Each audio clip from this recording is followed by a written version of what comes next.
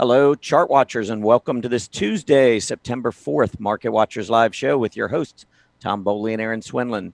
For those of you joining us for the first time today, welcome to the show. And for our regulars, welcome back.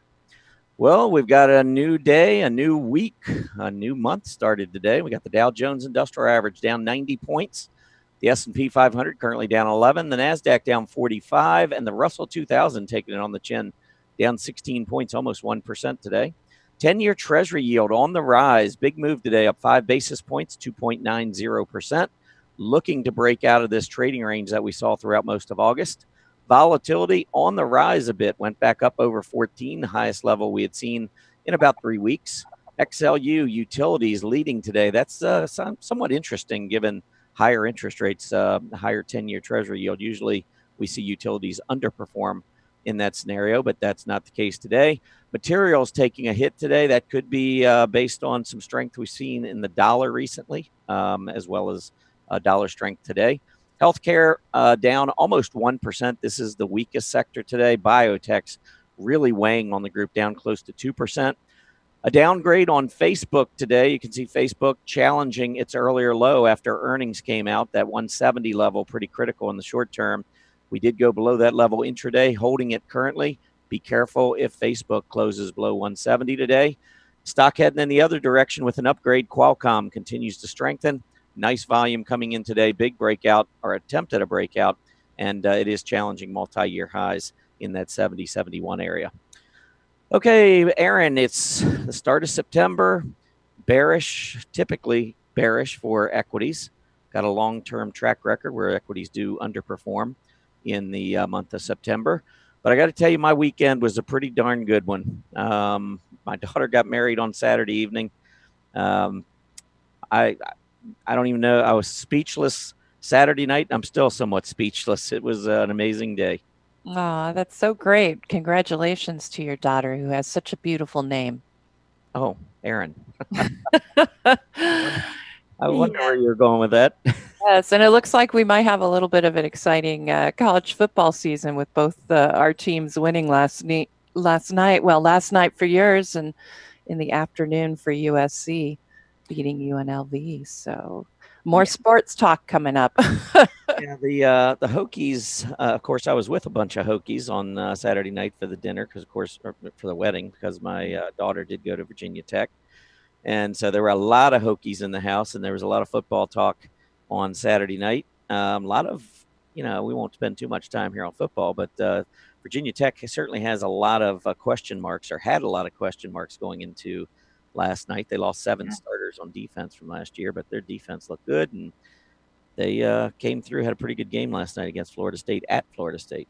Yes, exactly. I mean, UNLV at home in the Coliseum, we were supposed to win that. We did. So it wasn't as exciting, but I watched your game from start to finish. I thought that was amazing what they pulled off against Florida State. So Yep. excellent way to start the week. Yes, great game. Football's back. I'm happy. I love football, but we will talk about the market. So let's get into it. Yes, and we have lots of markets. Excellent stuff coming up for you this week. Tim Ord is going to be here tomorrow from the Ord Oracle. You may know him from the Top Advisors Corner. Bruce Frazier, Mr. Wyckoff, as I like to call him, will be here on Thursday. And on Friday, I'll be giving you a sentiment update. So it should be a very exciting week, even though it is a shorter week. As for today, our agenda is I'm going to start off with, after the technical news, of course, DecisionPoint monthly chart review. All of our monthly charts went final last Friday, so I'm going to go through some of those. And 10 and 10 to 1, our very first symbol will be Quinn Street, QNST. Get your requests in early because I have to close it up as soon as I finish my review so that I can get those ready for Tom. And then finally, we're going to finish off with our Monday setups. Obviously, we didn't have any last Monday. And since I'm taking up a lot of time, we're going to kind of combine 2 segments into one. We'll give you our Monday setups, and then Tom's going to talk about some momentum sleepers. So let's go ahead and get the show started. And that would mean giving it back to you, Tom, for the technical news and headlines. All right, sounds good. You can see the chart here for the TNX 10-year Treasury yield. You can see a huge move today in the 10-year Treasury yield, up 5 basis points, moving above that 290 level that I was just speaking of.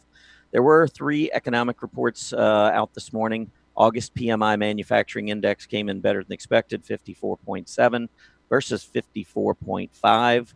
August ISM manufacturing index came in 61.3, well above the 57.7 reading that was expected. And then finally, July construction spending. Well, it's just another bad report out of that area. July construction spending actually rose 0.1%, but the market was expecting a bigger rise of 0.4%. But looking at the 10-year Treasury yield, you can see that it is reacting positively to a couple of those manufacturing reports that were strong.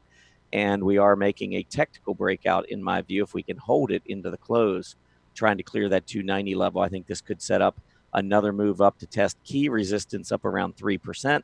And if we do see continuing strength here in the 10-year Treasury yield, keep in mind that we tend to see money rotate more toward the financials and even the industrials, although so far today that's not necessarily the case. So we'll see whether or not that changes as the week progresses and if the 10-year Treasury yield continues moving higher.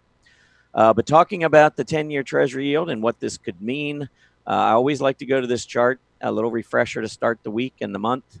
Here you can see the U.S. 10-year Treasury yield rising relative to Germany. We've been going sideways maybe a little bit the past couple of months, but we've definitely been in a clear uptrend. And as a result, we've seen the dollar really start to take off. We broke out above key resistance at 25 on the U.S. dollar index, got up, 95, got up to about 96 and change, came all the way back down recently, pulled back, tested that breakout level, and the dollar has started to turn back up again, which I think is very bullish for certain areas of the market, like small caps, although, again, there is some kind of strange behavior given some of the things going on, like utilities moving higher, even though 10-year Treasury yields moving up, small caps underperforming, even though the dollar's performing well. But, on a day-to-day basis, there isn't this 100% correlation that we look for, but it is something that we do generally see some of the correlation, some of these items. So with the dollar moving up, if we are truly bouncing off this support level and starting to turn higher, I would expect to see the resumption of small caps outperforming the S&P 500. We had seen that recently, not today, but you can see that we have started turning back up again after hitting a very important level of relative resistance back in early July. We got up above 0.61, and all that is the Russell 2000 index being divided into the S&P 500. So you've got the Russell, which is obviously much less than the S&P, but the S&P, 2,900 area, and then you've got the Russell 2000 down just a little bit more than one half of that, and that's where this 0.61 reading comes from. But I think the dollar goes higher. Looking back at this chart with the Treasury yields here in the U.S. moving up so much faster than in Germany, I think the dollar is going to continue this rise. Maybe the dollar index makes a push for about that 102, 102.5 area to challenge the late 2016 high. And if that's the case, I think eventually we're going to take out this level on a relative basis on the small caps and perhaps make a push up to a bigger, longer-term resistance area around 0.63.5, 0.64, something like that. Okay, so let's take a look at the dollar. We mentioned the USD, but the UP is the proxy for the dollar during the trading day. We get updated at the end of the day on that dollar index. But you can see now this is we're starting a push to the upside again after we were in that decline for about 2 weeks on the UUP. And as we push higher, that can have some negative implications in some areas of the market, one of which is gold. And GLD, after getting above the 20-day moving average, has reversed lower again. And probably one thing that makes or should make headline news from a technical perspective is that gold relative to the S&P 500 has just broken to a new relative low. And of course, I'm always gauging my performance relative to the S&P 500. So when you look at this chart, since April, it has been a ski slope to the downside. Gold has been underperforming the S&P. Even when the dollar pulled back, we really didn't see a whole lot of outperformance by gold. Yes, it bounced. We saw a little bit of temporary move to the upside, But if you're trying to outperform the benchmark, gold has not really provided many opportunities to do that. And with the dollar reversing, starting to move higher with what's going on in treasury yields here in the U.S. relative to foreign countries, I don't see a whole lot of opportunity here for gold. That's just my opinion. One area, though, that has been performing extremely well is the retail space. XRT flat today, down 13 cents, but you can see clearly in an uptrend. We had consolidated back in June, July, early August after a steady push higher in the second quarter, most of the second quarter. And then we recently got a breakout, pulled back at that rising 20-day moving average, and the XRT looking pretty good. Now, there's a couple of things to mention about the retailers. First, if we go into our member dashboard and in the control center, you can see the sector summary. If we pull up consumer discretionary, look at the retailers littering the top of consumer discretionary. So on a relative basis, this is a group that is performing extremely well, has been performing extremely well, and is worth considering. If I go back to the main page, member dashboard, and let's this time go into scooters. Just want to make sure everybody's aware of how to do this. But if you want to take a shot on perhaps some small cap stocks because you believe, like I do, that the dollar is going to go higher, you can pull up the scooter rank here for small caps. And what you can simply do is type in retail. And when you do that, look at all these different retailers that come up and their scooter rank is there provided for you. Now, I a lot of times will go down the volume column because some of these I can just quickly eliminate. For instance, this company, Vince Holding Corp, only has traded 21,000 shares today. Chances are it's not nearly enough or liquid enough for me to trade. I'd probably at this point, since it's almost halfway point of the day, be looking at stocks that have at least 100,000 shares.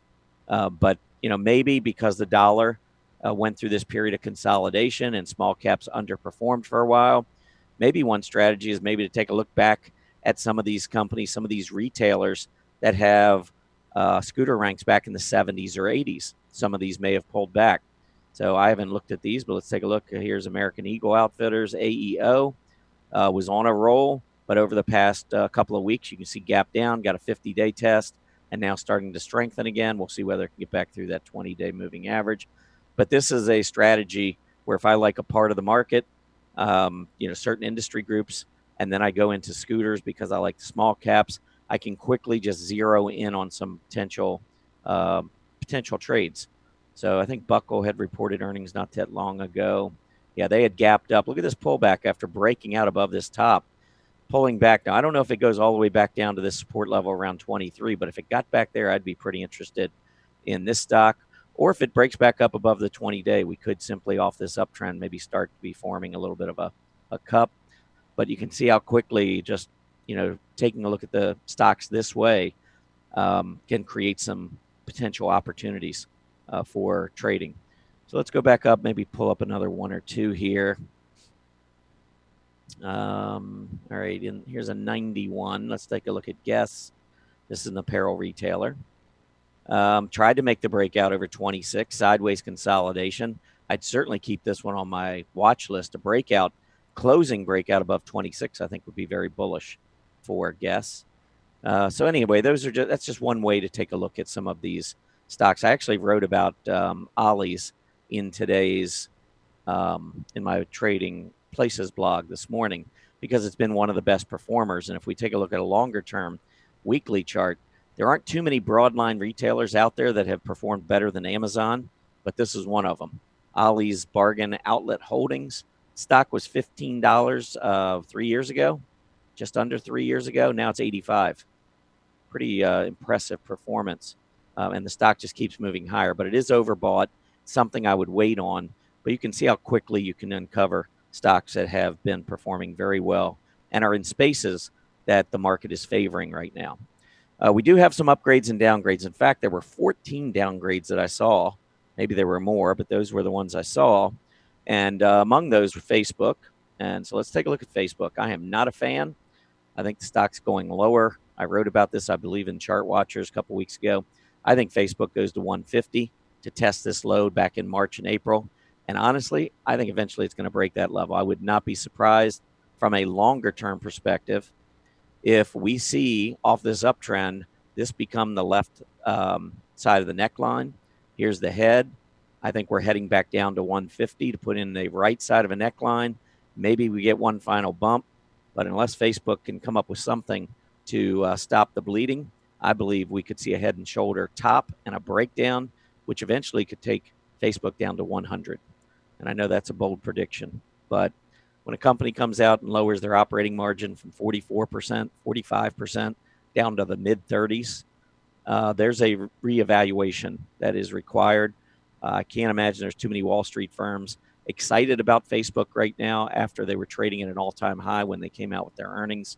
Go back to that daily chart.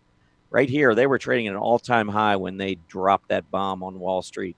And Wall Street doesn't forgive very quickly. So I would be really careful with Facebook. I'm not a fan at this point. But there were some downgrades of stocks that I thought could present some opportunities.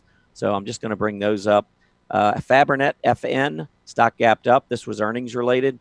On the downgrade, went down, tested its 20-day moving average, which generally in an uptrend I happen to favor as an entry point. So I think the downgrade on FN was noteworthy because it does present opportunity to get in. I think Arista Networks, ANET, same thing. Got gap support, price support right down here in the mid 280s. Today's low, 286. 20-day moving average, 285 and change. This was a stock that just a little over a week ago was trading up in the 310, 315 area. I think the downgrade and the pullback over the past 6-7 trading days is creating an opportunity here. Let's take a look at Signet Jewelers, SIG.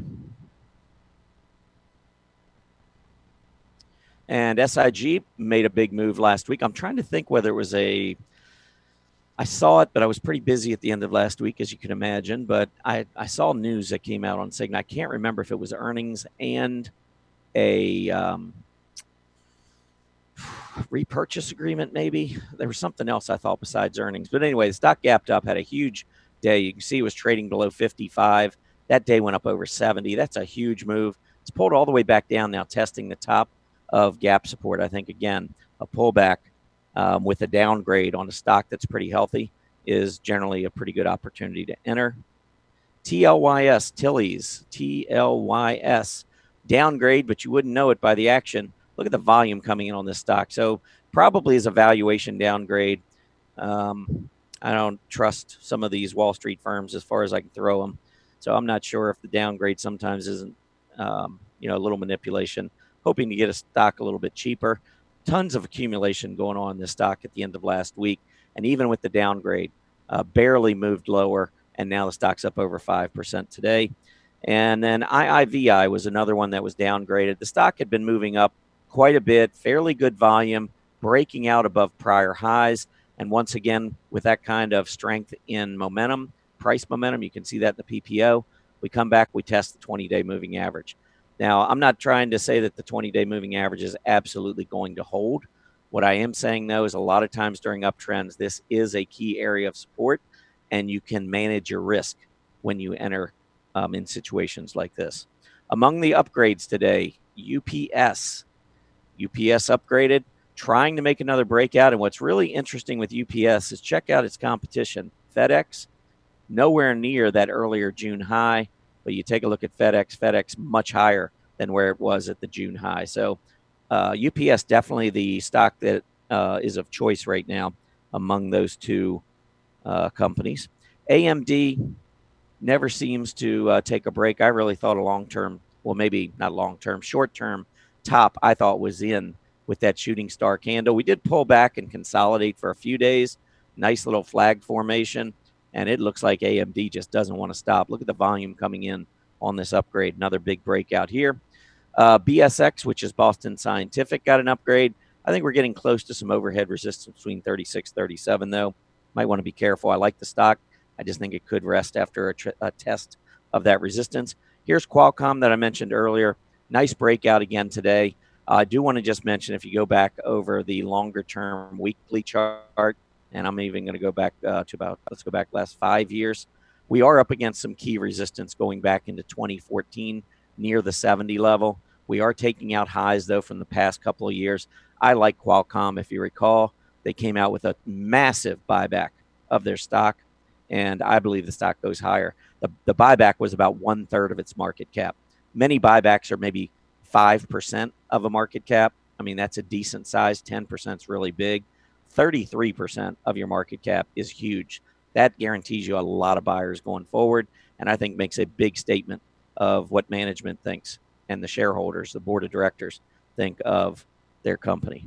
And the last one I want to mention, I'll turn this over to Erin for her DecisionPoint update, monthly update. But Roku, and let me go into the daily, they were upgraded again today. This is a stock that's just been on absolute fire, continues to perform well, even with the news that Amazon was getting into their business. They gapped down with that news. Now they're rallying right back. I think Roku, and if you think back, Netflix went through many of these same obstacles and kept rising. I think Roku's kind of following in their footsteps at this point.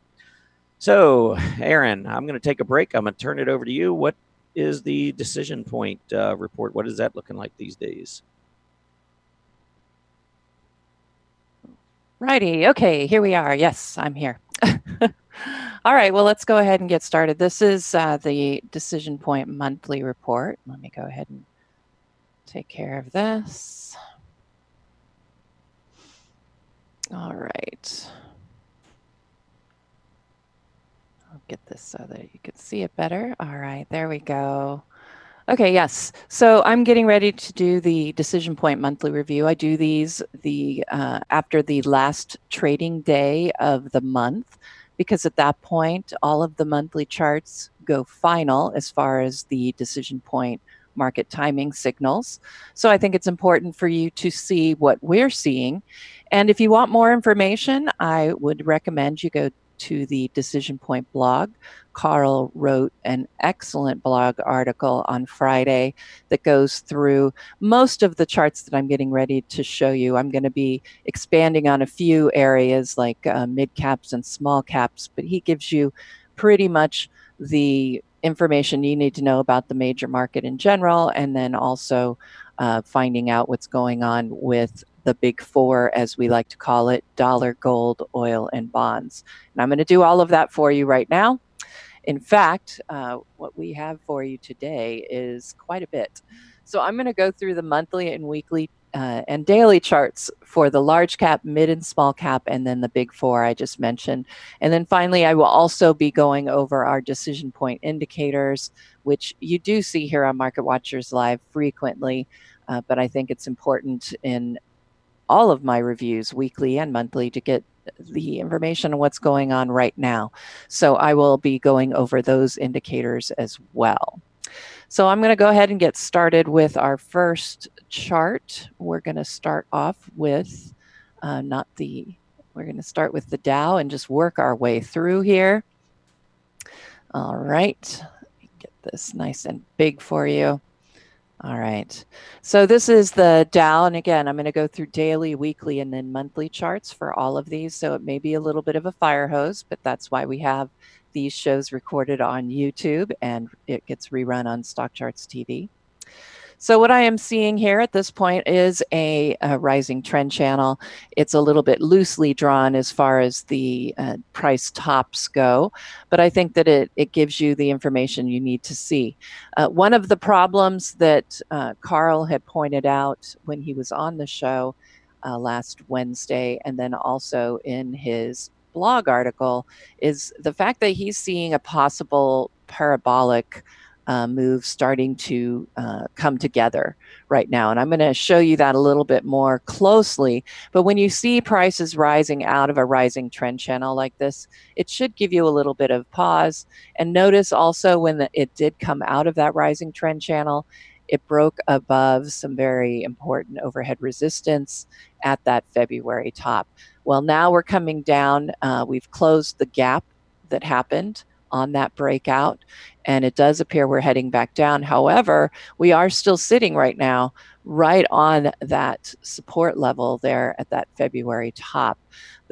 One of the points I do want to make is that we do have PMO buy signals on all of our charts. In fact, I'm going to show you at the end our DecisionPoint scoreboards, but for the first time since I've been tracking DecisionPoint scoreboards, which is, wow, 4 or 5 years, I think at least, we have all green arrows on all four scoreboards, which are, of course, the NASDAQ, Dow, OEX, and SPX. And that gives you 3 time frames: price trend and price condition and momentum. So we're seeing all green arrows on those charts. And we did have it happen one other time, and it lasted for one whole day. Clearly, when you see that, the market is very extended, and I believe that it is again. Now you can see, after getting all those buy signals, now we're starting to see some deterioration on these charts. First one up, as I said, on the daily chart for the Dow, we have a PMO that is, while it's on a buy signal, it is topping at this point. And so I find that a little bit worrisome. You'll see really the theme to me over the last month and coming into this month is that, we had a very nice rise last month, but we're ready. We're so extended now, and all of my indicators, all of the momentum, all of those scoreboards being green, that suggests to me that we should be prepared for a pullback, at the very least, some consolidation. I mean, the markets are just getting very extended again, and getting ready to head into September, which seasonally typically is weak. I think the charts are all pointing to that occurring once again. All right, we do have a PMO buy signal that is on the weekly chart for the Dow, but you can see it's already trying to decelerate here with a move to the downside. That's actually, of course, with the green. That's the current bar for this week, so it's one day that we're seeing. But most important is we did break out above that high back in February, but we are heading right back down to test that area.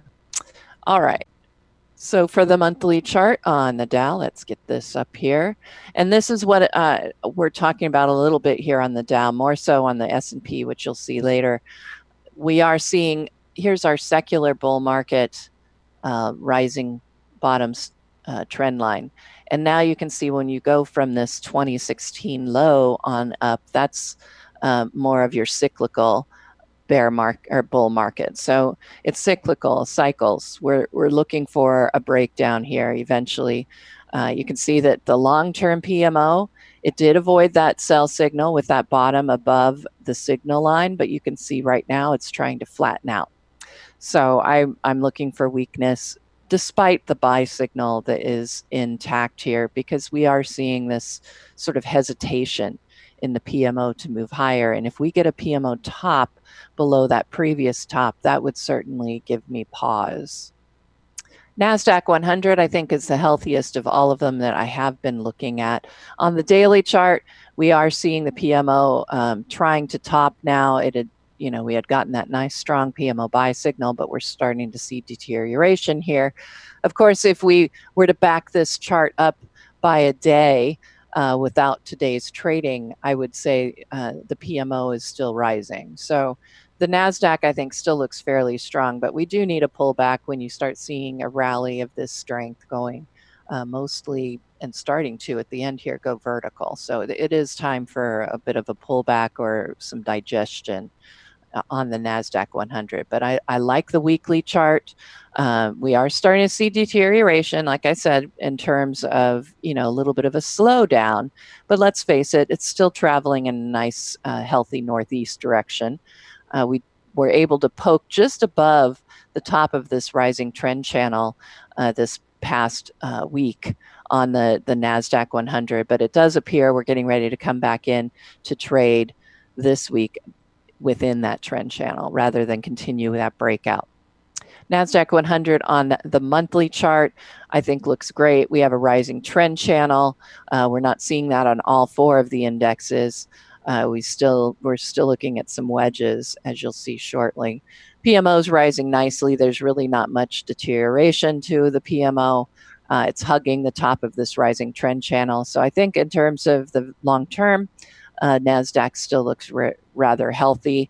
The only thing you're really vulnerable to, and that I do talk about, is a move to test the bottom of the rising trend channel. But as you can see, I mean, sometimes that can occur with more of a move to the sideways direction to test the bottom, and it doesn't necessarily even have to test the bottom. We haven't tested the bottom of this rising trend channel since mid 2016, so we could continue to see it rising, and I could have drawn another rising bottoms trend line here for that cyclical bull market that we're looking at, but we could see that on the weekly chart. OEX, S&P 100, rising trend channel as well, pulling back off of that breakout that was recently, last week, the S&P 100 was able to pull off a little bit of a breakout out of that trend channel, but it's heading back down. PMO has topped, which I don't like to see, and we don't have this gap closed yet. I suspect we will see it close, which would bring us back down below what were previous all-time highs back in January of 2018. So, you know, I think there is weakness out there. You can see it with these PMOs, and you can see it with the pullback that's, you know, starting already this week. When you look at the weekly chart for the S&P 100, you can see we're pulling back like I was showing you earlier on that February, January top. And, you know, we're sitting on that support level. It's very important. Intermediate term, the PMO looks healthy. It's moving straight up. So I do like that. Monthly chart for the OEX, this was one with a rising wedge. It is a bearish pattern. You don't want to see those. But the PMO, the long-term PMO, is still rising in a healthy way. I'm not even seeing much in the way of deceleration. So again, you know, a little bit of a healthy pullback. I don't know about a correction just yet. And at a minimum, a little bit of consolidation sideways. Here we go, the S&P, what everybody has been waiting for. And we also have an island that has formed on the S&P 500, and we do need to see that gap closed. At least it appears that we're getting ready to see that gap closed.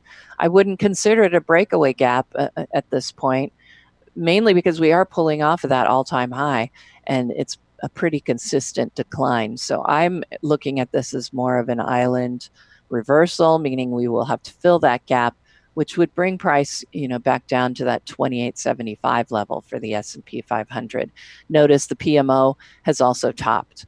And again, this, I believe the deceleration had already started last week, but when you add this, of course, almost half a percentage point drop on the S&P, it's not a surprise to see that PMO really looking like it's been yanked to the downside. The weekly chart for the S&P 500, as you can see, nice breakout above the all-time highs that we had previously. PMO's on a buy signal. It is rising nicely, but we are still looking at that island and a possible need to close that gap. It is holding above that area of overhead or of that support level at that high, but you know, we'll have to see if that can continue on. The weekly chart does not look too bad. The monthly chart, here we have a rising wedge, but the PMO is rising in a nice way, healthy. Unlike the OEX, even if it were to top here, we would still have rising tops on the PMO, so and not declining tops, which is a good thing. We wouldn't want to have that negative divergence, so it doesn't look like it's not setting up for a negative divergence. But what you should expect from a rising wedge is a breakdown from that wedge. So, you know, that's telling us long term there might be some issues as far as price and price trend, but condition wise, PMO is still looking pretty healthy here for the S&P 500. Let's look quickly at the S&P 400. And I'm actually going to annotate this as we go because I can see that I didn't quite get that one all the way in here. And move these support levels out. I would look, and actually I'm going to bring this up just a bit higher to coincide with that particular top and this bottom back here earlier. I think that's a better representation. And you can see we are watching price head back down to test that level, and the PMO has topped. So really a similar situation to what we're seeing on the S&P 500 on the large caps. Mid caps are experiencing very similar price pattern right now. The weekly chart for IJH, which is the ETF for the mid caps, rising trend channel. You know, PMO had turned up. but it does look like it's decelerating. It hasn't actually turned down, but if we finish the week with a downturn like we're seeing right now today, then we could see the PMO turning back down. But you can see a lot of hesitation with the PMO. In fact, over here, it is rising with price, so that's positive, but a lot of noise here as we've been moving, had very volatile trading this last part of the year. Monthly chart, S&P 400, rising trend channel, PMO trying to top. But I would say it's still looking rather healthy. I think our monthly charts look pretty healthy, and even the weekly charts, because you are seeing these rising PMOs and not getting some of those tops that you're seeing on the daily charts. I think the weakness lies more so in the short term versus the longer term monthly version. And Russell 2000, this is the ETF IWM. We can see that price is beginning to head back down, but as of Friday, it was still looking rather healthy, heading toward the upside, but we are starting to pull back off of those all-time highs. And note, with at least with today's downside move of over 1%, we do see the PMO is getting yanked lower. But had I written and talked about this chart on Friday, I would have felt fairly confident that things were going the right direction. But, when you look at indicators, which we're going to look at shortly, it was telling me that there were some problems here in the very short term. All right, weekly chart for Russell 2000. We're getting ready to come down here and test that 170 level as support. I think that would be a likely stop if we are going to continue to pull back here and not move sideways. But I suspect it will hold support. Well, the only issue being, of course, the PMO. It looks like it actually is declining on this move that we're getting on the weekly chart. But notice the PMO tops. We've got a higher top versus a lower top previously. Makes me not quite as concerned about this, but 170 looks like a great level to hold support. And let's see what it looks like on a monthly chart. And you can see rising trend channel, not a rising wedge, in my opinion. PMO rising strongly. I don't see a lot of deterioration here on the monthly chart, if at all. All right, so those were our major indexes. I want to look at the indicators for the S&P 500, and it'll give us a good feel for what's going on among the other large caps in general. And this is where I'm starting to see weakness. I did write about some of these charts in the Chart Watchers blog. So I would point you to there if you want to learn a bit more about what I'm looking at. But, we had earlier a selling initiation that occurred back here last week. And it definitely was fulfilled with a couple of downside moves. At this point, I don't see anything. We did get a little bit of an improvement here on breadth with the net advanced declines and the net advanced decline volume. We ended up, with rising, and at least on the positive side with green bars, but not much there. And really, you can still see that declining trend continuing. However, I think it's going to start getting a little bit long in the tooth, as they say. I'm expecting, like I said, I'm expecting this gap to close on the SPY and on the S&P 500. And by the time that occurs, I'm expecting a nice penetration of that lower Bollinger Band, meaning that the VIX is getting very high and extended. And to me, that would set up the perfect time for a bit of a bounce. But for now, I'm still looking for some downside action this week. And I will be keeping a very close eye on the VIX to see if we don't get that penetration below that lower Bollinger Band, because as you can see, typically we get some upside movement off of those extremes on the VIX when people start getting very bearish. Short-term indicators are still in decline, so I'm not, again, I think this speaks to the softness, the weakness that's currently going on in the shorter term, and the necessity maybe of a closure of that gap. And, when you look up here at the price channels here, we're getting that support level right there where we gapped up just from back here, from the all-time highs. So it makes a lot of sense to get that pullback. But at that point, I'll be looking at these indicators to see if we're in that neutral territory, because that could offer an opportunity at that point to get it to turn back up and, you know, make things look a little better in the intermediate to the shorter to intermediate term time frame. Carl pointed out some negative divergences on the intermediate term indicators, and I do agree with him that those are there and could be considered very dangerous as far as our intermediate term indicators go, especially when you see the volume tops below, you know, going into a declining trend.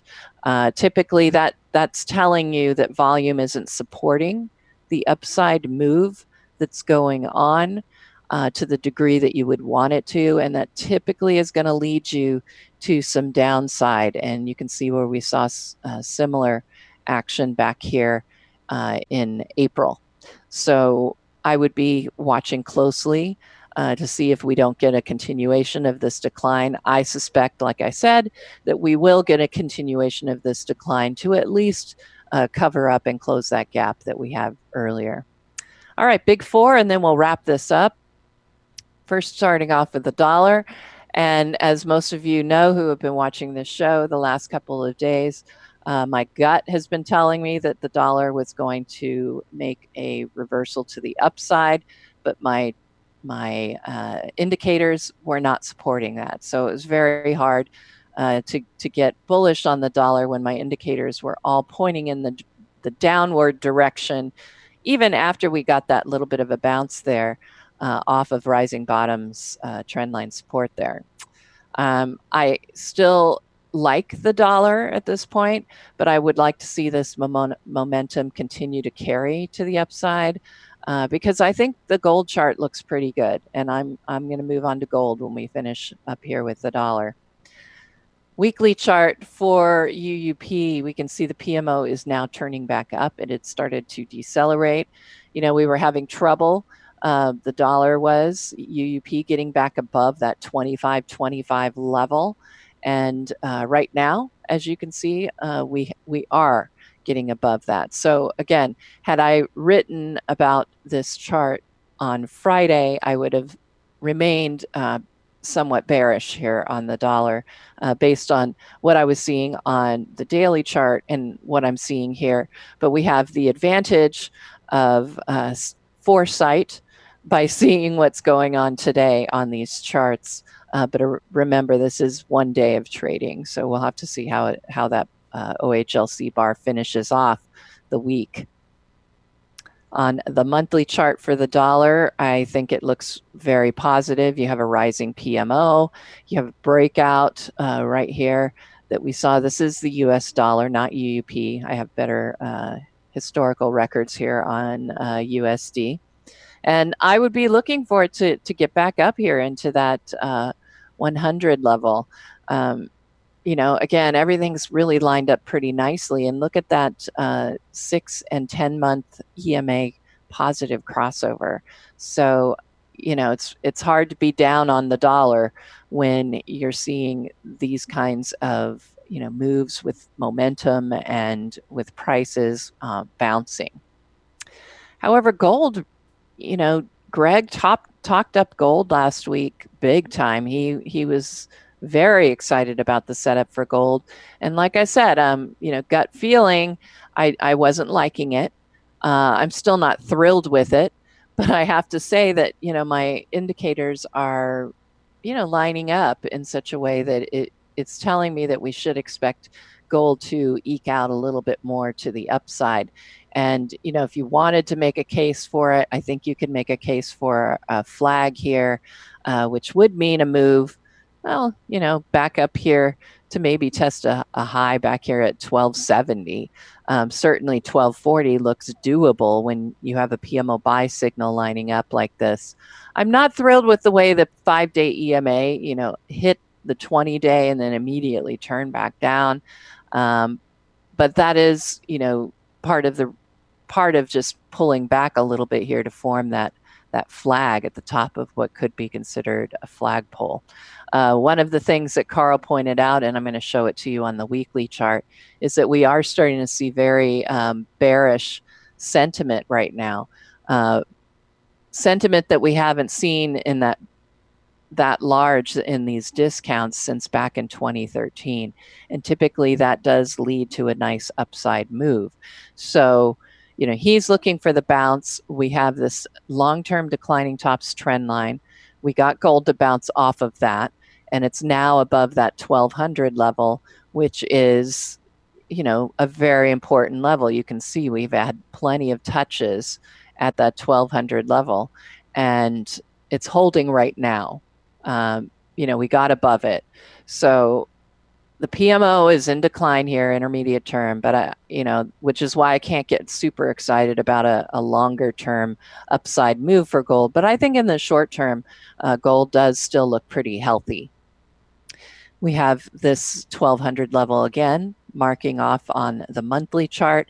But look at the PMO sell signal that came through on gold. And, really, if you draw this tightly to these lows back in 2013, we've dipped down below it slightly. But it is that 1200 level is that very important declining tops trend line level, and also the support level, horizontal support. So, it's sitting at a very important, a crucial point. And, if the PMO is correct in the intermediate term, I would be concerned about a breakdown. But at this point, when you look at that shorter term look with that possible flag, with the PMO rising, I have to be somewhat bullish as far as gold. All right, let's look at USO and bonds very quickly. USO, I think oil still looks great. I wrote a very detailed article on oil last week that I would point you to rather than me go through this chart in lengthy detail, but we got the breakout above that May top. I'm expecting to see a move continue to the upside. If you measured the falling wedge, you should expect a really nice upside move. And the PMO looks super healthy. I mean, there's no arguing that. And I think that the weekly and monthly charts look really good still too. You can see rising up toward that $16 level that we saw back in 2015 was a very important support and resistance level. The PMO is trying to turn down, but this is, I believe, off of what's going on today. So I'm not that concerned about it. It's flat. We may have to come back down and test that rising bottoms trend line, but ultimately I think it still looks very good for oil. And again, coming down and testing that rising bottoms trend line appears that we're going to come out of it with a big bounce to the upside. So I think WTIC on the monthly chart still looks great as well. And catch my breath here.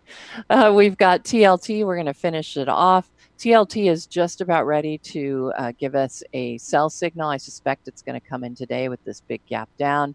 Mostly trading sideways. TLT has just not been an exciting place unless you really like bouncing around a lot and moving sideways overall. I'm not seeing anything great here. I'm still expecting a downside move. And I think that the head and shoulders that I'm getting on the weekly chart as well as on the long-term chart really spell it out that we're still in a very negative situation as far as TLT. And then there's that monthly chart, and you can see it's not been able to break back up above the neckline. I would expect to see this execute, and that would move us all the way down to about 120. Notice that the PMO on the monthly chart is lower than we've seen since back in the 80s. So I don't see anything great going on here as far as the 30-year bonds, which is what's going on here, and TLT, similar situation. And that concludes the monthly report. We can show those slides very quickly, but there are those all green scoreboards that I was talking about. I think they'll last a couple more days, another week maybe, but you could see all those PMOs turning downward. Monthly charts, I'm not going to go and read this to you, but it will be in the Market Watchers Live recap. And finally, there's dollar and gold. So I said I'm feeling good about the dollar, but I'm also feeling good about gold in the short term. That's kind of hard to reconcile, but really looking at the charts, I have to feel that way. Oil, I think, is still looking good. Bonds, I don't like them. That Head and Shoulders, it's just not looking good for the 20-year and the 30-year bonds. So that concludes the monthly chart review, and there are the indicators as well. I think that none of them look great right now. I think September is just not lining up to be a good month. And Tom, I know that's something that is typical, right? Seasonally, September is going to normally be weak. Yeah, September normally is a rough month for equities across the major indices. Doesn't mean it goes down every year, but September is the only calendar month of the year since 1950 on the S&P 500 where the month has seen negative results more often than positive results. We've actually seen the S&P drop 38 times during September over the last 68 years, meaning that we've only risen 30 times, and September is the only month to do that. So there's definitely a seasonal tendency to see weakness, but technically, I'm not seeing a whole lot of bad stuff going on in the market, though. So this could be one of those years where it continues moving higher. All right. Well, goodness, I haven't even had a chance to look at the requests in the chat room, but I'm going to get them all in a chart ready to go while you do the first symbol, Tom, since we already know that one. Sounds good. Well, we're going to take a look at Quinn Street, QNST. This is a media agency group. I loved the big volume breakout that we saw back in August. I think this was earnings related. I'm not positive. Can't keep track of all of them, but nonetheless, it was a big breakout here with very heavy volume coming in. And you can see that the prior top from July, which was around $15, over the last 6-7 trading days, we've worked our way back from almost $16.50 right back just below $15, and I think setting up a much better reward to risk entry now on QNST. So I like it. I think, maybe we test that 20-day moving average and keep a fairly tight stop if you're a short-term trader. But I would be looking for that 20-day to hold as support and a return back up to 16.25, maybe even as high as 16.50 in the near term. All right, let's see. I'm still gathering, but let's do Roku. I know there's always a lot of interest in that. Yeah, Roku, I think, is one of the better looking stocks in the market on I think, number of different bases. Number one, the stock was $30 back in April, and now it's over $60. So it doesn't take a rocket scientist to figure out this has been one of the better relative performers in the market for the last 4 or 5 months.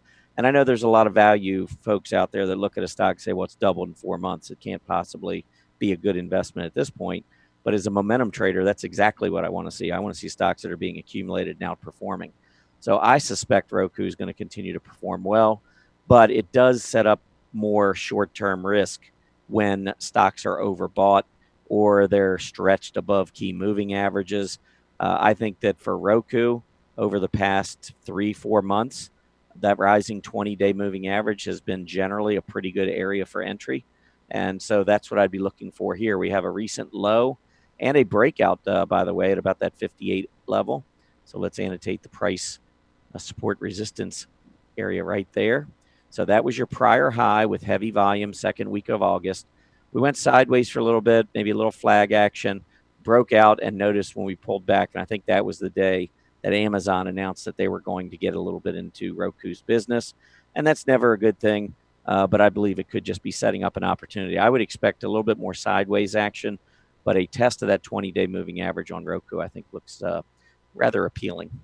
All right. How about we do the iShares Silver Trust, SLV? All right. Well, I'm not a fan of gold. I'm not a huge fan of silver, but maybe a little bit more so than gold. But you can see the SLV breaking back down again, taking out the prior low from just a few weeks ago. At this point in the short term, I'm really not seeing a whole lot other than maybe just a short-term bounce because it's oversold. The RSI is down at 29. And you can see as you go back in time that when you get the RSI below that 30 level, it typically coincides with a short-term bottom, not a long-term bottom, but a short-term bottom. So with today's reaction off that earlier low, trading near the day's high, perhaps we're seeing a little bit of a short-term bottom in play. But, trying to time an uptrend in a security or in a metal or whatever that is downtrending is very difficult to do, and it's not something I try to do. So I would just respect the downtrend and avoid it. If I was on the long side, I think the one thing you have to respect are these moves back up to test the declining 20-day moving average. You can see each time we get up close, that is generally your sell signal, and I would continue to respect that sell signal on the 20-day, any future test, until we can get a breakout and start to change the direction. All right. And I did not do the most popular in the chat room. So let's do that. It's Cisco, CSCO. I don't know if you did that at the beginning. No, I like Cisco, and it's actually one of the stocks that is in the poll today. So make sure you check that out. But there are 3 companies in the Dow, 3 Dow components that have actually been higher during the month of September the last 5 years. Cisco is one, Boeing is one, and Walmart is the other. So that was the poll question for today, to see which one of those 3 you think has the best chance to continue its September streak. I like Cisco's chances. I mean, we're in a nice uptrend. We're overbought. So that might be a little bit of a problem in the near term.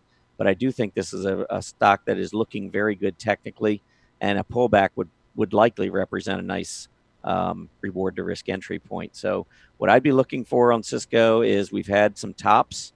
You can see there with that reversing bearish engulfing candle. We pulled back for a couple of days, and then we broke out. I think if we were to move back down close to that 46.5, 46.25 area, I think Cisco would look like a pretty good short-term trading candidate on the long side. And then you've got the rising 20-day moving average there, which should also provide some nice support. But volume trends have been good here over the last month or so. So I suspect Cisco would be a buy on any weakness. All right. Let's see. Let's try MD, Mednax, healthcare provider. Yeah, this is a smaller, I believe, a smaller company. And unfortunately, I'm going to pull this one up using that relative chart, because many of these small cap healthcare stocks, this is a healthcare provider. Look at what the healthcare providers have been doing, and then look at what's been going on here. Now, ordinarily, I'd say because of that, I would avoid it. But it does look like maybe here in August, we've got a character change on a huge move up, very strong volume, breaking this downtrend. So what I would say is this: if you're taking a chance with MD, first of all, I think you're in a good space. The stock seems to be turning the corner, but I would be watching these recent lows. I think there's a key gap support right around 46. We just tested it on Friday, and I would want to see it continue to hold that level. In the meantime, I think you've got overhead resistance right at about 48.5, close to maybe 48.75. That's the range for now on MD. If we can get a breakout, get more volume coming up, and start to see more relative strength relative to its peers, then I think you might have something here with MD. But to the downside, I'd be cautious, because we have been this has been an underperformer in this group. I don't want to start losing support level. So watch 46 fairly closely. Okay. Let's see. Next one, NVIDIA. We haven't looked at that recently, I don't believe. Yeah, NVIDIA is a solid company. We'll go ahead and take a look at this on a relative basis, because we have broken out recently again, which I think is awesome. Volume coming in very strong. And on a relative basis, its group has not been performing as well. So let's take a look. Here's your breakout. Then you've got the solid volume, which I would annotate like that, just to show you very, very strong volume as it's making its way up and breaking out. But look at the semiconductors, nowhere near breakout level, and yet NVIDIA is breaking out. So what's that mean? You got one of the stronger performers within the semiconductors. So that would be the last thing that I would just annotate here quickly, is that in August, we saw a ton of outperformance in NVIDIA, a breakout in NVIDIA, and signs of accumulation. So this is going to be one of my favorites in the space. I like it. Okay. Let's try, it's kind of a lower volume stock, but a consumer staple, Chef's Warehouse, Chef, CHEF. This one actually was on that scooter. I don't think I pulled this one up, but when I was looking earlier at stocks that had their scooters that had dropped a little bit, this was one of them. First of all, you're in a really good space. The industry group has been on a roll. This company has been sideways consolidating, but it was a leader It almost would qualify. I don't have it on my list for momentum sleeper, but to me, this is a momentum sleeper where the stock is in a good space, maybe got a little ahead of itself for a while. It's basing and consolidating, which I think is great for the stock. I would, I don't know that I'd be a short-term trader in it right now because it's sitting in the middle of a trading range, and I don't know which way it goes next. But the volume trends are strong, and eventually, I do believe we get a breakout here, and I'd be a buyer either on the breakout or as we get closer and closer to the price support level to the downside. All right. The next one, sitting on support. I don't know if it would be something I'd be interested in, but SunPower, SPWR. Yeah, this is one, unfortunately, that is in the renewable energy. Look at renewable energy. And of course, look at SPWR. Not very good action. I don't really see anything on a relative basis. See how all these are declining. The group relative to the S&P is declining. The stock relative to the S&P is declining. And the stock relative to renewable energy has been declining for the past 2.5 months. So there's not a whole lot to like here other than perhaps if you're a value investor, you're near a major support level.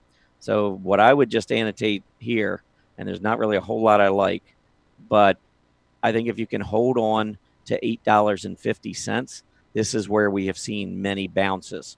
So you can manage your risk, but because it's been underperforming for a while, I'd be a little nervous maybe about bad news coming out, which could mean a big gap down. You never know. So I don't like trading these kinds of stocks. I would pass on it. All right. This one doesn't look too tasty either, but it was our only industrial that was requested. Martin Marietta Materials, MLM.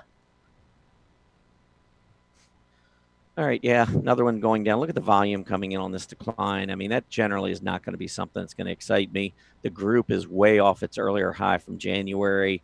You can see the relative strength is just awful.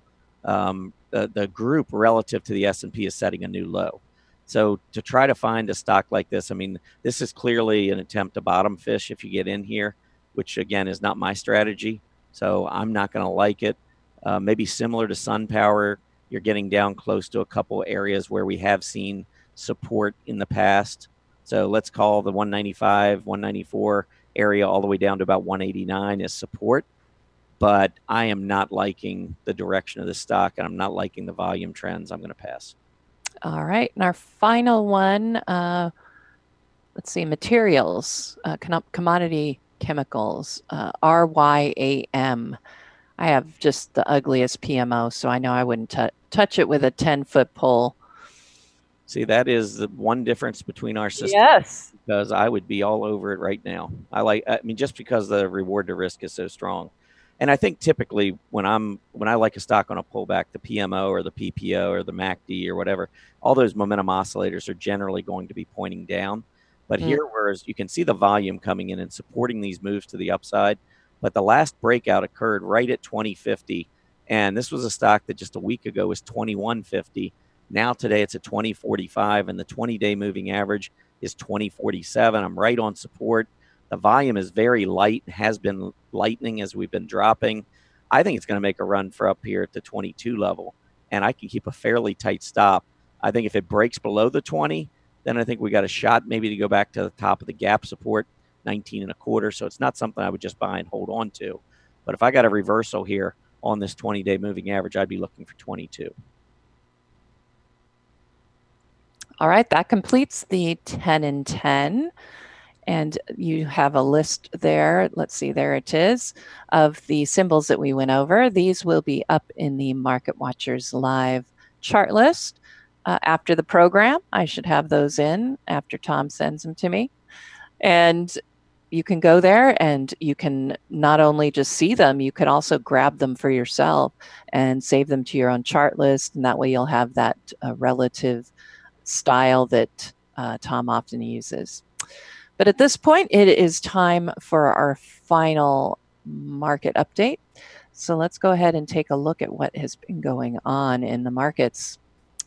All right. Well, it's obviously a down day. It's not doing very well. We had this try to get back up into positive territory just about mid-morning, but that failed. We came back down. You can see with the S&P 500 tested intraday lows, and we're now headed back up. So we'll have to see if this second try to get to positive territory is successful. But at this point, I wouldn't think it would be. We've got a declining trend in play here, and I would expect it to continue.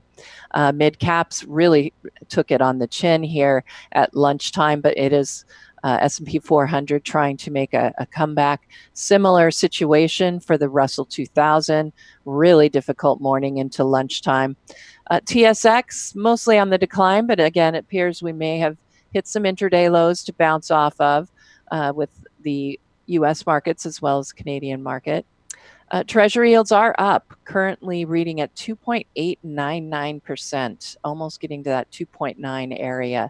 UUP, big gap up, but starting to head down, pulling off of those intraday highs.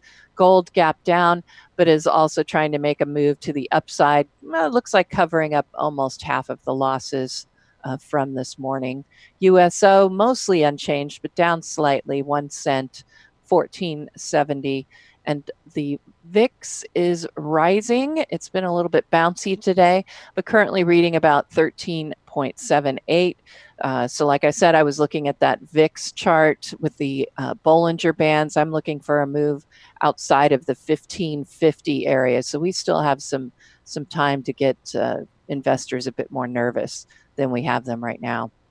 And that concludes our final market update. And Tom, I'm going to pass it back to you. I know you had something you wanted to show us, and then we can get started on our extended segment of Monday setups and momentum sleepers.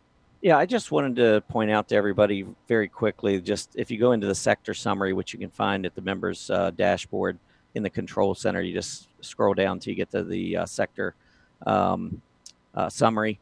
When you pull this up, you can click on this scooter column, and you can then sort your sectors in scooter rank order.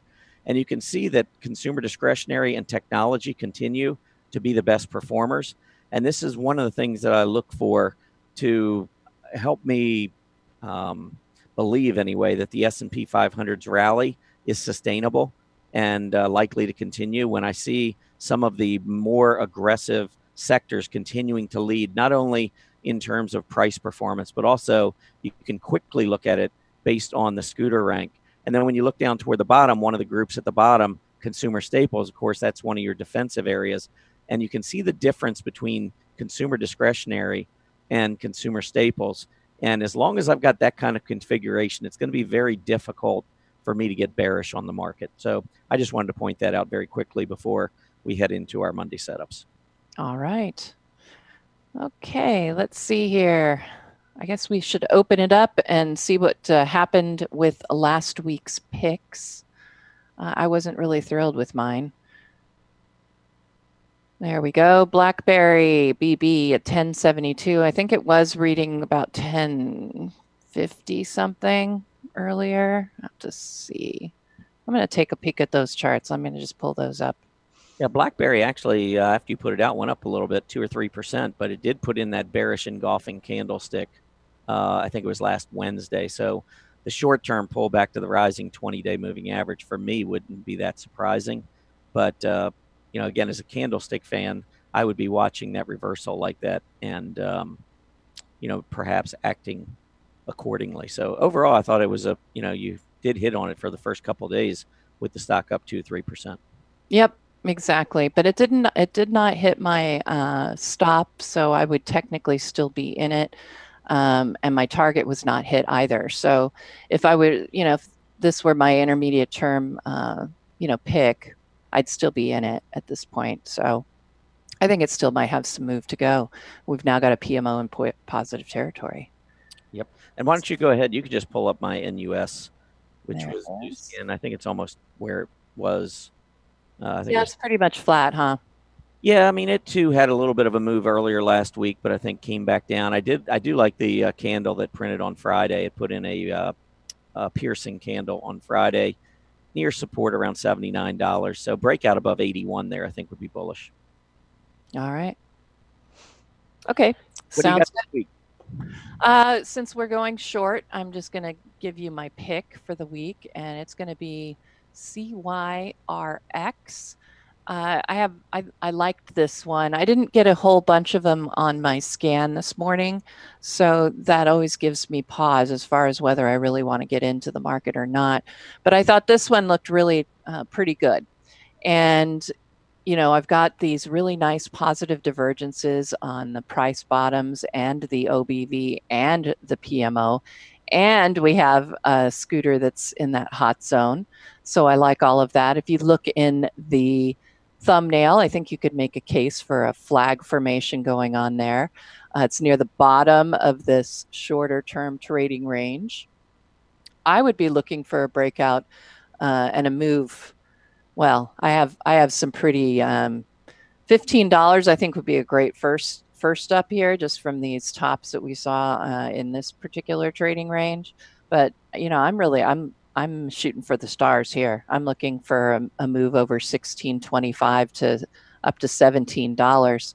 And because my upside is quite large, I decided to. I used Dr. Elder's 1.5 ATR as a stop, and I just to calculate it and see what it would come out to, and it came out to about 13.25. It's kind of deep for me on a low price stock, but when I do have an upside potential that I'm looking at that's that high, I would definitely be tempted to do that. But at this point, the fact I didn't get a whole lot of them to come up as far as my personal investing, I don't think that I would personally be investing this week. But I think this is a pretty good candidate if I were. So, okay. So we'll put that in at 14.09. Sounds good. So you've got CYRX 1409. Let's go ahead. I am going to go with Google. Okay.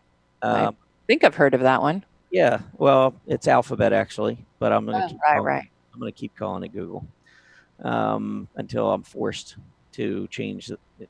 That's why I didn't recognize it. You didn't call it by alphabet. Yeah, that's it. You can see the huge gap up back in late July. Got up to 1290 or so, reversing candle, pulled back. And this gap support level on these pullbacks has been holding.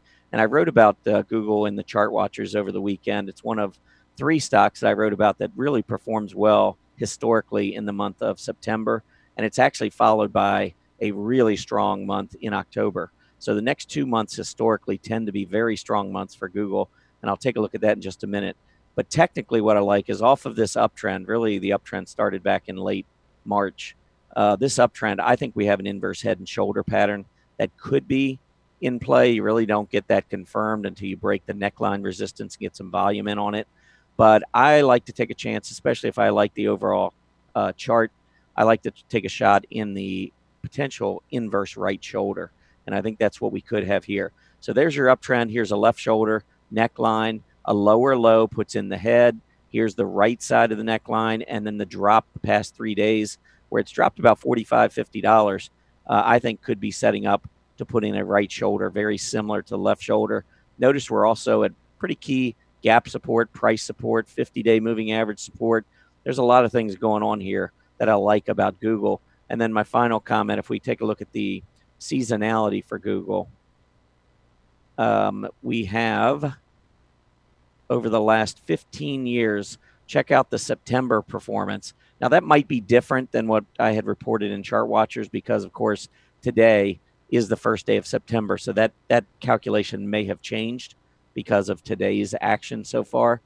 But you can see 79% of the time, Google has been higher in the month of September, 79% of the time higher in October. And then look at these monthly returns, 5.4 and 11.7 over the last 15 years. That's better than 17%. And when you go back and you look at all these different months, these are the 2 best months of the year, back to back, September and October.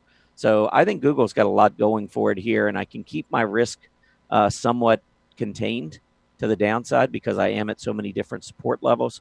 So I would be curious, or maybe not curious, that's not the right word, but I'd be maybe a little concerned if Google were to drop below 1,200, which is gap support here. So that would be something I'll be watching to the downside. Full disclosure, I did enter Google today, so I do own the stock, and I like it. Now, I'm not going to go into my other setups, but if you go into the blog articles and go down to my blog, which is Trading Places, and then right here on the Trading Places page, I have a live chart list. I have been trying to update this each week recently, once again, and so I do have setups for this week in here, and there are a number of them, including Google, that I like, and there was the illustration of the possible inverse head and shoulder pattern, but there were 5 of them in here from this week that I liked, so you can go back and take a look at these. Okay, so let's summarize our setups for this week. So Erin went with CYRX. I went with Google. We only have 4 days before next Monday, so we'll see how we do over the next 4 days, and we'll go from there. Okay, it is time now to head into the momentum sleepers. And what I try to do here with momentum sleepers is simply look for stocks that have been very good performers, but have maybe been consolidating or just something going on where maybe recently they're not performing as well. So I'm going to start off here with Northern Trust, which is NTRS. And you can see NTRS, after moving higher, hitting a high over 115 back in July. It's pulled back, but it's in this gap support zone. And the stock, after getting back down to about 107, has started to rally back up again. I just think this 105, 106, 107 area right in here is good, solid support. It's definitely off of the radar because it has been weakening over the past 5-6 weeks. But I think that is probably the calm before the storm. I think we go back up to the upside. And so I like NTRS as a momentum sleeper. Let's see. Another one I like is CLF. And I will also fully disclose I own CLF. I bought this one today as well. After the huge move up, check out the volume back in the 3rd week of July. Big move up. We've gone all the way back down now. And this support level just below 950 is very, very significant. I think we're going to eventually go back up and test the 11.25 area. So as it was approaching 950 today, you can see that that support area has been pretty strong. We're right around the 50-day moving average. I decided to try to take a fairly somewhat risky. This is a stock that can move very quickly, but with the upside potential here, back up above $11, I can keep a fairly tight stop. 940 is going to be a little concerning, especially if we close below that level, but I like CLF. Let's see, HTZ. Hertz. This is one that I also bought. Here's your gap support. Look at the volume that came in on this candle, and I love these kinds of candles where you get a big gap up and then the stock just keeps going up all day. It continued up for 2 or 3 weeks, got overbought. You can see the RSI was up 70. Now with this pullback, it hits the 50-day moving average. It hits the top of gap support, and the RSI is at 43, a much better configuration and setup now for HTZ. So I like this one. Sierra Wireless. Swerve, this is another one that I bought today. I love the fact that we did manage to go all the way back down. Now, keep in mind, again, here's a stock that opened at or closed at about $16.20 and opened the next day about $3 higher, traded down, but this is where the buyers came in at about $18.10, and then we went all the way back up to 20, and now we worked our way today all the way back down to that low that we saw in early August. I expect it to bounce. So far it is. I think we're going to make another run back up for $20 and beyond. I'm going to pull up the relative chart here for, oops, wrong chart. I want to pull up the relative chart because this is in a space that's been doing very well. And I think this could be a character change after a downtrend. Notice the telecommunications equipment index here had been going up, sideways consolidating. Sierra Wireless was going down, sideways consolidating. So on a relative basis, it was not performing very well for a while. But I'm playing this as a character change, and I'm keeping a very tight stop. I don't want to go back and fill this gap to 16.25. So I will keep these lows, the 2 lows, one early August and then the one today, as a very tight stop. I actually have an intraday stop set below 18. So if it goes below, I'm just going to get out, move back to the sidelines. But I think it's going to make another run for 20 and possibly beyond. I do love that volume that came in on that gap up. Let's see, SSYS. SSYS beautiful move up. And this is one that is part of that computer hardware space. It has not been a great performer, as you can see, but August was very strong for Stratasys against the S&P 500. And during this push to the upside, check out the volume trends. Very strong. I think this is another stock that potentially has a character change in play. I bought this one with the anticipation that we are going to hold on to price support and this rising 20-day moving average. I look for a reversal today and a move back up to 26 to test that recent high and ultimately to get a breakout there. VSI. VSI. Let's see. Okay, VSI is hitting the 20-day moving average for the first time, really, since all the volume came in early August, that second, third week of August. Huge move up, great volume. And now after about a week or so, this is what I consider a momentum sleeper because all this momentum's kind of died out for about the last 5 or 6 trading days. The stock was at 14. Today's low was down at 11.90. That's a pretty good size pullback and on much lighter volume than what we saw on the way up. I look for a stock when it pulls back, hits that 20-day for the first time to bounce and go back up and challenge the high. So that's what I'm looking for here with VSI. Let's take a look at the next one is ESIO. ESIO, Electro Scientific Industries. We gapped up very heavy volume, and this one is coming back down. I think at 21 is going to be a pretty solid entry. I have not done anything with this one yet, but it is one I'm watching this afternoon. I would look for 21, perhaps at intraday low down around 2050 or so. Let's get the exact number here. Well, it was 2050. So 2050 to 2109. That was the open that day. That's really the key area of support for me in terms of price on ESIO. Stock was up near 24 just 2-3 weeks ago, and now the stock's back down 21. This is my trading strategy. I like to try and get stocks that are trending higher but pulling back. And so I think ESIO kind of fits the bill here. VFC.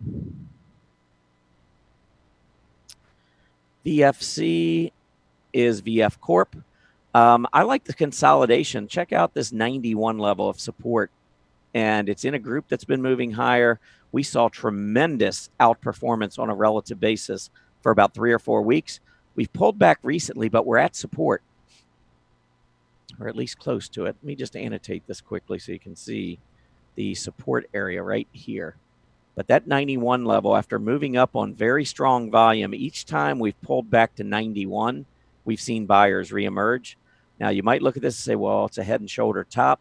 Well, it's a head and shoulder top if it executes to the downside. I'm not looking for it to execute, though. I think we're going to make another run back toward that 97 area. And just a couple more. Let's take a look at Michael Kors, KORS, certainly in a good space.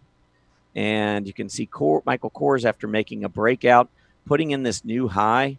So after making the breakout here, a heavy volume second week of August, we kept moving higher. PPO looks good. We're just now getting a 20-day test on this pullback. Stock was at 76 2 weeks ago. Now today's low, last couple of days' lows have been in the 71s. I look for a rebound in Michael Kors. VMware, this one's been consolidating for a long time. After gapping up very strong volume in early July, it's become very frustrating for anybody who owns the stock. I think it's in a trading range. If it does pull back, get closer to the low 140s, that's where we have tremendous support, 142.5. So it's sitting in the middle. It's definitely a momentum sleeper. It's just gone to sleep. When you get a PPO that had been really strong, and now it's simply just meandering right here at the center line, that's kind of the poster child for momentum sleeper. It's just falling asleep, not really performing well on a relative basis. But I don't see anything that suggests the stock has fallen apart. I think eventually it will start to rebound again after its hibernation period is over. And then the last one I want to do today is GLW. This is Corning. Beautiful move up. This again came on strong volume. Sideways consolidation. There's that first 20-day test I talked about earlier, and then the return to the prior highs. Now we're pulling back. I just see a move higher and a flag pattern here. Eventually, a breakout above 33.75 to 34 with increasing volume, I think, would be very bullish and likely launch GLW much higher. So this is a stock that I'd keep on my radar that's simply kind of sleeping and has been for the past 5 weeks or so, but I do expect eventually a breakout to the upside on GLW. So those were the momentum sleepers that I had for today. And I think, once you take a look at those, again, these are stocks that I would be keeping on a watch list. Some of them, like CLF, HTZ, I think do present some pretty good opportunities to get in when they're near support. But for the most part, these are just stocks that I would be watching, keeping on a watch list, and then pouncing when the opportunity presented itself. Okay, I thought maybe what we would do, Erin, because we talked about the September weakness that is typical. Yeah. I did a poll earlier, put a poll up, and I went back and I looked at the Dow Jones components, and there were only 3 components, Walmart, Cisco, and Boeing, that have actually posted positive returns each of the last 5 years, which is not easy. And not in this month. No. And so the question was, which of these 3 do you think is most likely to extend the streak? And it looks like most of the viewers are going with Walmart, and it's a retailer. I can't really, disagree there. What's your thoughts here on this one, Erin? Well, it was actually really easy for me to come up with it because 2 of them, the PMO was falling, and I think with Boeing, I think it had actually just given me a sell signal. So yeah, Walmart and Boeing, I could just take out of the running, and Cisco is still showing really strong upside momentum. It's just rising. I would say that's the one that would keep up the streak. I don't know if the other ones are going to even finish higher. All right, I would go with Walmart. I would agree with the crowd here. Cisco I like as well. I think Cisco really looks like it wants to go higher. My biggest concern with Cisco right now is that it's got an RSI at 75, and the stock's moved from 41. I mean, if you follow Cisco, it hasn't been a real fast mover for quite some time, and yet it's moved from about 41 and change at the beginning of August to 47. The stock I'm going to pull up a year chart. I'm just going to. Yeah. If I go back, actually, I'll go back a little ways. I don't have this chart up, by the way. But if I go back and I look from February through August, this stock was in a $6 range for the entire 6-7 month period. And now we've got a $6 or $7 range here in 30 days. Mm-hmm. Could be that it just continues to go higher. I don't like to buy overbought and to chase stocks that have been moving up so rapidly. I agree with you. I think Cisco's got the best momentum, but is it going to finish September higher? I think it's going to pull back at some point. And so I'm not sure, but I do like Walmart because it gapped up with solid earnings. It was a $100 stock 2 or 3 weeks ago, and it's actually pulled back to 95, which I think, I don't know if it goes all the way to fill that gap down around 90. In fact, I don't think it will. I think maybe the rising 20-day moving average could be a support area. So anyway, those were the stocks that we wanted to look at. Yeah. Walmart, had that giant gap up, and it did pull back off of that. So, which would be the reason I'm getting a topping PMO. But I like to go with those that are running on momentum, and I think Cisco can go higher. So we'll just have to see. All right, there you go. There's the upcoming schedule. I want to thank everybody for joining us today. Please remember to complete the survey as you exit. As a quick reminder, Market Watchers Live airs 5 days a week, Mondays through Fridays from noon to 1:30 p.m. Eastern Standard Time. Have a great Tuesday afternoon, everyone. We'll see you back here tomorrow. Happy trading.